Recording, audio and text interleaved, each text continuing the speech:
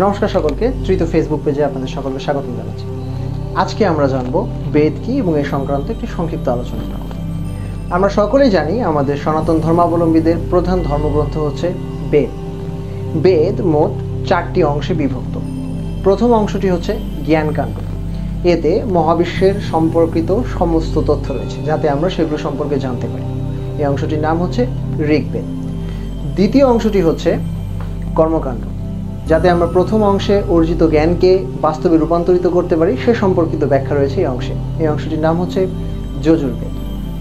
তৃতীয় অংশে ঈশ্বরের উপাসনা পদ্ধতি সম্পর্কে বলা হয়েছে এবং প্রথম দুটি অংশের জ্ঞানকে সমন্বিত করে আমরা কিভাবে আনন্দের দিন উদযাপন করতে পারি সে সম্পর্কিত বিষয়ে বলা হয়েছে। এই অংশটির নাম হচ্ছে সামবেদ। এবং চতুর্থ অংশে ত্রিতাপ দুঃখ থেকে উত্তরণের উপায় তথা ব্রহ্মবিদ্যার অনুপম বর্ণনা রয়েছে এবং এই অংশটির নাম হচ্ছে অথর্ববেদ। ঋগ্বেদ। ঋগ্বেদের প্রধান আলোচ্য বিষয় হচ্ছে পরমাত্মা, আত্মা এবং প্রকৃতি। এতে ঈশ্বরের বিভিন্ন বৈশিষ্ট্য, গুণাগুণ, ইহলৌকিক এবং পরলৌকিক বিষয় সম্পর্কিত ব্যাখ্যা রয়েছে। এছাড়াও এতে রয়েছে পদার্থবিদ্যা, রসায়নবিদ্যা এবং মহাবিশ্বের সৃষ্টি সম্পর্কিত তথ্য। ঋগ্বেদে মোট মন্ত্রের সংখ্যা 10,552টি। একাধিক মন্ত্র মিলে তৈরি হয় একটি সূক্ত এবং একাধিক সূক্ত মিলে তৈরি হয় মণ্ডল। ঋগ্বেদে এরকম মণ্ডল নামক মোট 10টি অধ্যায় রয়েছে এবং প্রত্যেকটি মণ্ডল সূক্ত নামক মোট 1028টি উপ অধ্যায়ে বিভক্ত। যজুর্বেদ।